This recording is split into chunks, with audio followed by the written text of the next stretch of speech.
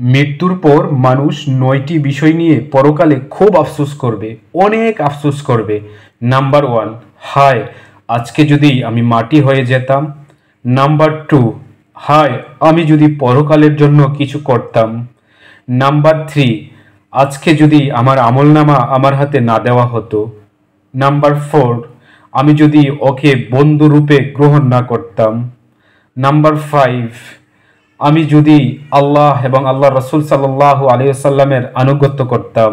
Number 6, আমি যদি আল্লাহ রসুল সাল্লাল্লাহু আলাইহি ওয়াসাল্লামের পথ অবলম্বন করতাম। নাম্বার 7, আমি যদি তাদের সঙ্গে থাকতাম তাহলে বিরাট সফলতা অর্জন করতে পারতাম।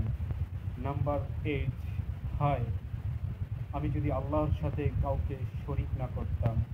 নাম্বার 9, হায় এমন যদি হতো আমাকে আবার দুনিয়াতে পাঠানো হতো, আমি আল্লাহর ইবাদত করতাম এবং ইমানদারদের সাথে শামিল হতাম।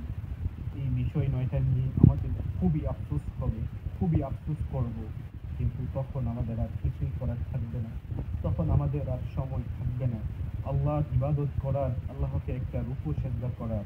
আজকে আমরা জীবিত থাকা অবস্থায় আল্লাহকে রুকু সেজদা দিতে পারি না, আল্লাহকে সেজদা দিতে পারি না, আল্লাহকে ডাকতে পারি না, আল্লাহর ইবাদত করতে পারি না। আজকে আমাদের প্রাণ আছে, আজকে আমাদের রূহ আছে, চাইলে আমরা ইবাদত করতে পারি কিন্তু করি না। তখন আমাদের খুবই আফসোস হবে, কিন্তু আমাদের একটা সেজদা দেওয়ার মতো তৌফিক থাকবে না।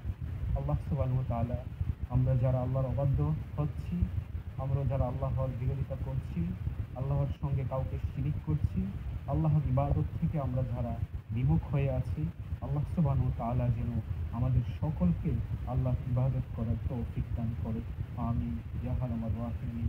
ওই দিনের আফসোসের চাইতে, ওই দিনের আফসোস করার চাইতে যেন দুনিয়াতে আমরা এমন কিছু করে যেতে পারি যেন ওই দিন অন্ততপক্ষে কাল কিয়ামতের দিন পরকালে আমাদের আফসোস করতে না হয়। আল্লাহ সুবহানাহু ওয়া তাআলা আমাদের সকলকে তৌফিক দান করুক। আমিন।